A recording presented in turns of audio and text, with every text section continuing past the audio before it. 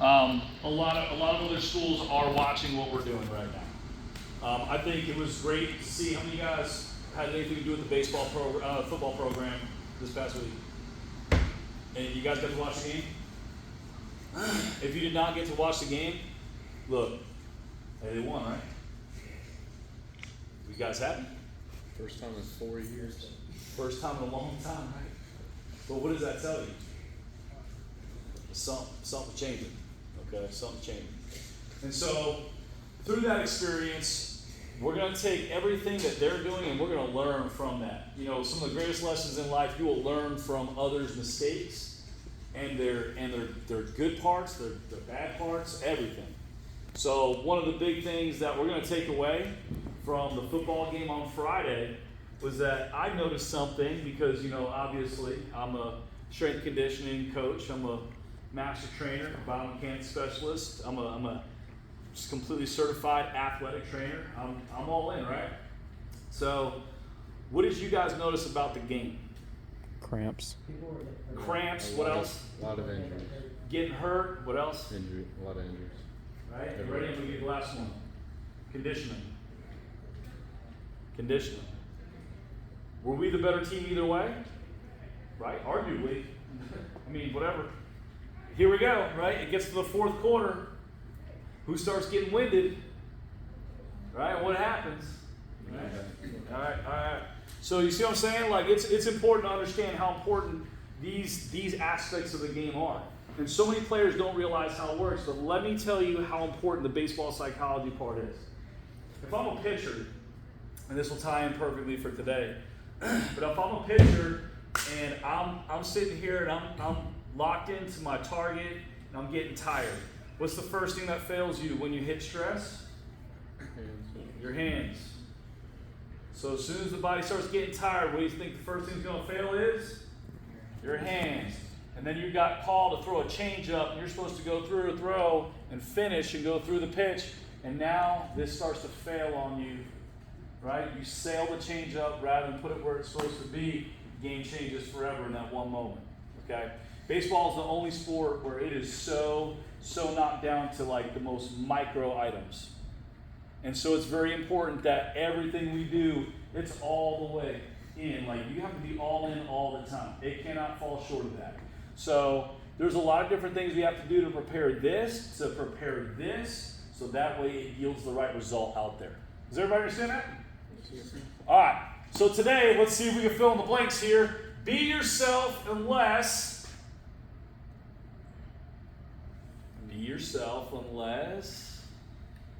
no one's ever said that before. Do you have that? Any? No one's ever heard of that? Just you, Travis. You ready for this? Be yourself unless you suck. Oh, no. I saw that. Oh, come on, man. Somebody should have had that. You know what I'm saying? Like, be yourself unless you suck. Has anyone ever told you that? Most people would probably say no. They'd be like, dude, what are you, like, that's crazy. I've never told somebody that. Once again, right, this is another one of those crazy Coach Hickey things, ready? Be yourself unless you suck. So what does that mean? Like, be specific here. I'm not saying you suck as a person. Right? I'm not saying that. But what does that really mean? Like, what does that mean to you? What does that mean to you? Be yourself unless you suck. Be myself unless I'm not doing really well. And I should work on that. And then, say it one more time. And then I should work on that. And then you should work on that. Perfect. Didn't even have to ask another player. That is fantastic. Look, one of the biggest successes you will have in life, okay, is understanding what it takes to increase your bottom line, okay? What does increasing your bottom line mean? Bringing your starting foundation up. Say it louder, please. Bringing your starting foundation up. Okay. Bringing your starting foundation up. Bringing up your bottom line means you need to work on your weakest items, okay? So let's talk about weakness for just a minute. Let's go one at a time. What is your weakness right now in baseball? Throwing. Probably pitching. Pitching. Speed. Speed. Hitting. Hitting. I'll say not being nervous on the bat. Okay. Picks. Speed. Speed. Speed. Speed. Fielding ground balls. Aggressive with hitting. Hitting. Fielding ground balls. Pitching. Speed. Hitting. Speed, and throwing. You see how everyone's got their own bottom line? Everyone's got their own bottom line. Alright? And that's extremely important to isolate. So what do we have to do to fix that, right? Everyone's got their own individual part. So first thing is which I was shocked. I was thinking somebody was going to say IQ or knowing more about the game. Let that sink in for a minute, right? Knowing more about the game or your baseball IQ. Understanding more about how those items work, right? A lot of players, I'll tell you what, I know a lot of players that can swing a bat but they can't hit. I know a lot of throwers, but not pitchers. I know kids that will get a scholarship to pitch and they can't pitch. I've seen that a million times. There was one that just is at one of our schools across the way over here. This kid's going to a D1 school to pitch, and guess what he can't do? But he can throw. See that? What's the difference between throwing and pitching? What's the difference? Having a plan. Having a plan, right? That's one. So knowing what to do, when to do, how to do, look, all that matters. And then the last part would be conditioned to field the part, right? You got to be conditioned to field the part. There's so many pitchers that cannot hold a runner on, right? Or can't last more than 40 pitches, or can't throw and hit spots, right? Can't hit their spot. All those things are very relatable, okay?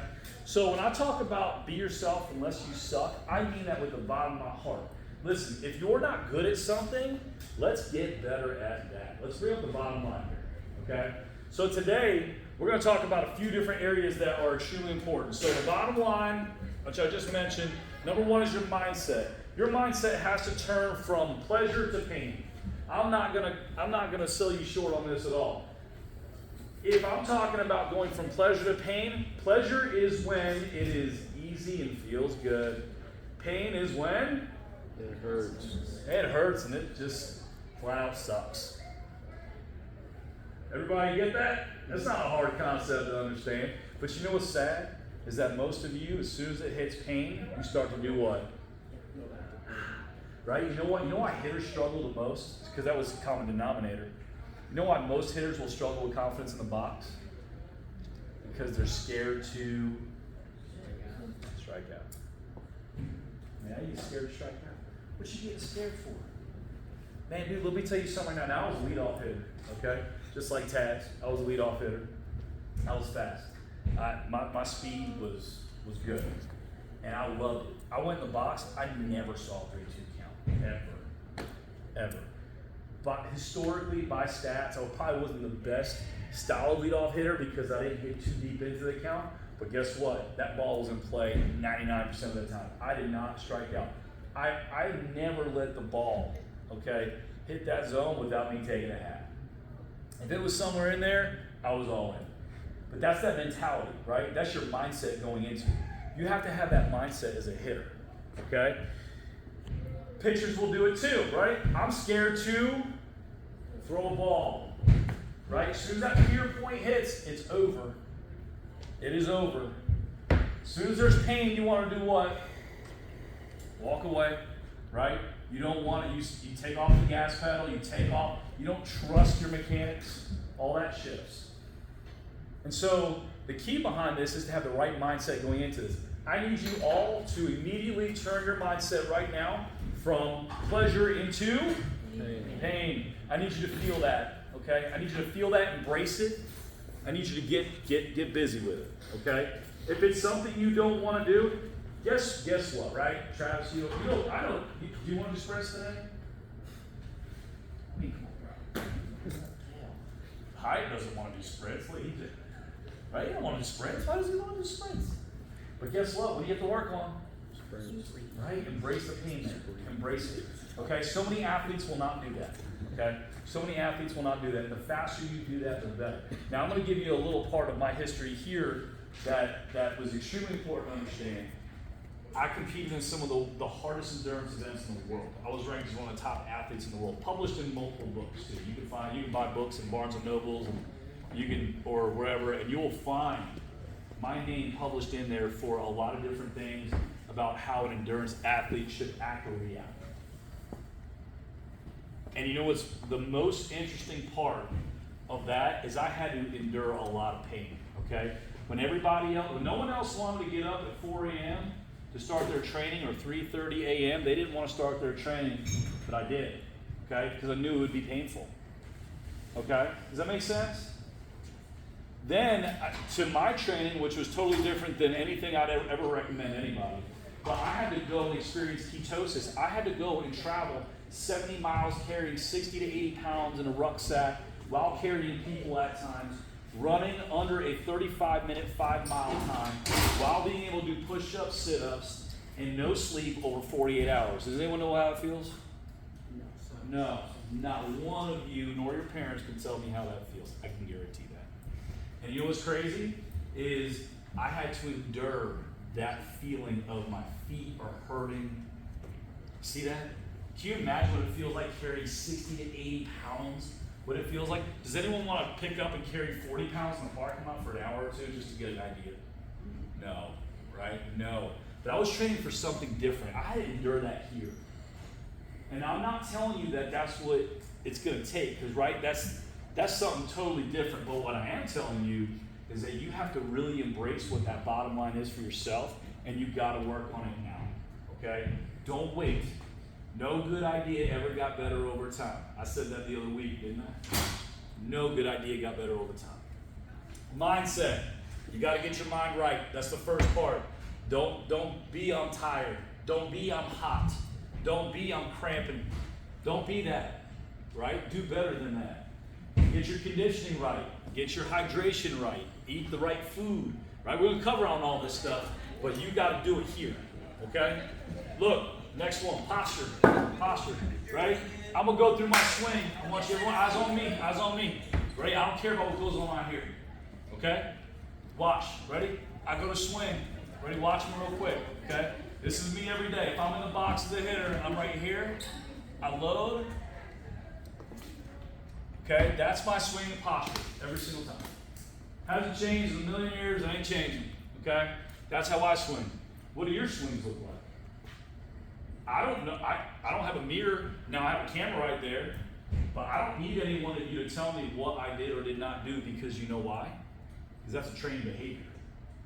See that? When was the last time I played baseball? A long time ago. Okay? But did my swing look good? It was pretty fundamental, didn't it? Right? That's posture. What does your swing look like? Think about that. Have you practiced it? Have you stood there in front of the mirror a million times over to see what you look like? Have you ever thought about what you want to look like when you swing? Right. Now that gets deep, okay?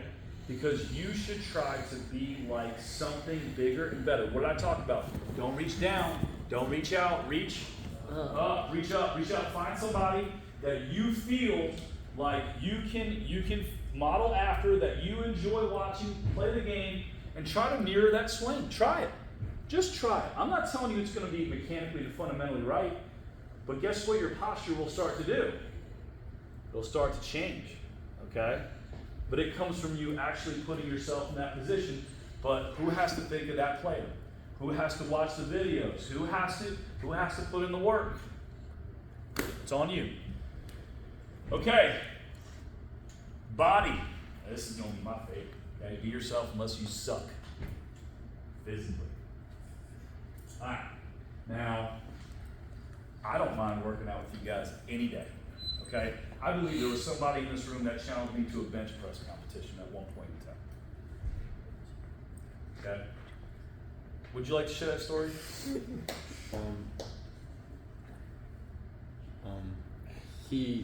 I can't remember the exact details, but basically You had to bench half of my reps. Oh yeah, I had to bench half of his reps, and he did more weight than me too, and I still didn't beat him. And you got to choose the weight. Yeah, I got to choose the weight. So I chose, I think, 95 for reps, and I did about 20 or 30, and you did probably 60. yeah, 60 Something. something. I think you just stopped.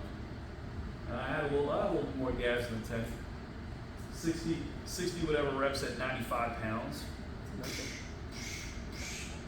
All day long, right? I'm a 40-year-old man. I mean, this was like a Hey, year ago, nothing. so I got better. It's cheap. What's that? I said it was like a year ago, so I got better. Hey, you still think you can do half my reps? You see what I'm saying? Look, if you're not good at something though, it should be your indicator, okay? Physically, okay, I need your body to start looking like a baseball player body. When you see some of your favorite baseball players, how do they look? Pretty jacked, right? They're not, hey listen, the days of the old school fat catcher doesn't exist no more. The days of the frumpy, sloppy, spaghetti meatball eating first baseman that can't move, the unathletic first baseman does not exist anymore. Right? That's changed. Can everyone agree to that? Right? What's Mike Trout's 60-yard time? 6'7". 6'7". 6'6". I just, Okay, that's not good. Make sure you take your paper. I'm not trying. 6'6". That's a giant dude. You know what I'm saying? He's like 240. He's huge. He is huge. And he runs a 6'6". You see what I'm saying? Like that's the level that he's playing at, okay? I'm telling you, your body has to match it. If you are not good at something physically, you work on it today, not tomorrow, today. You see that? It's gotta be today.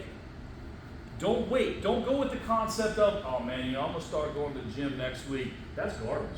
Sell that to somebody else. Don't sell to me. I'm not hearing that. I don't know if Coach Kyle Gaynor will listen to that crap or Taz. I ain't gonna listen to it. I don't want to hear that. Don't tell me about how, man, I gotta study. What do you think I'm gonna tell you to do? Do it now. Study and do what? Boom. Bang them. Bang them. Let's go. Bang them. Let's go. Look, get big. Do something good. Right? You're going to have to get in this mindset. You're going to have to get in that mentality. Okay? Now, I don't know how other coaches act out there, but let me tell you, I run pretty rampant all the time. I stay pretty hyped up. I'm going to be the first one to meet you off that field. If I got to work with you, I'll work with you, whatever it takes, but you're going to have to do something for me. You're going to have to give it up right here and apply it right here. It's going to have to happen. All right, last thing, baseball. I'm sorry, Coach. You're good. Last thing, right? So baseball. Be yourself unless you Suck. there it is. Right? Be yourself unless you Suck. All right, good. Last thing I'm talking about right now is in this game, okay? I don't care what school you came from. I don't care what school you're at. I don't care where you go. It does not give you the right or excuse to not try your hardest every day when you commit to a program. That word is my barn. Look, that word is my barn. It is everything. Okay? If you say you're going to do something, you do it. See what I'm saying? You do it. I don't want to hear no excuses about how, oh man, I just got, it was just too much for me. No, you committed to it. Meet that commitment. Meet it. Every player, look, this is probably one of the smaller groups we've had in this class so far. Okay? Look, you guys didn't know until last minute, but I appreciate the players that got to come out. But what I'm trying to pitch to you guys right now, the same thing that Coach Taz is talking about, you have to buy into every last piece that we're doing here. These classes right here, they mean so much more than the reps you're going to take than you would ever believe. You're going to learn way more through being in this. Now, I have a last little piece that I was going to talk to you about, especially be yourself unless you suck, my class lesson for today. But if you suck at one thing, okay, that's not on this list, and I'm going to probably call out 90% of athletes, it may not be all, okay? But if there's one other thing I should have really landed on here, what do you think it could have been? Probably mindset. Nope. It's on the board, Oh shoot. That's all right. Come on. Diet. Thank you. I was in school. Your nutrition. Right? That's my last little add value. Pain versus pleasure. Don't lie to me. You know, man, Chick-fil-A tastes good, don't it? Tell me, Grady, does it taste good? Oh, it's great. It's great. I just had it Does yesterday. it? Yeah, right. And that brings you pleasure, right? That's the good side. But what am I telling you? Literally, my pleasure. Embrace the pain just a little bit. All right? Be that guy. Okay? Be that guy. That's the athlete that's going to get way more out of their performance. See what I'm saying? Does that all make sense? We good? We good? Okay.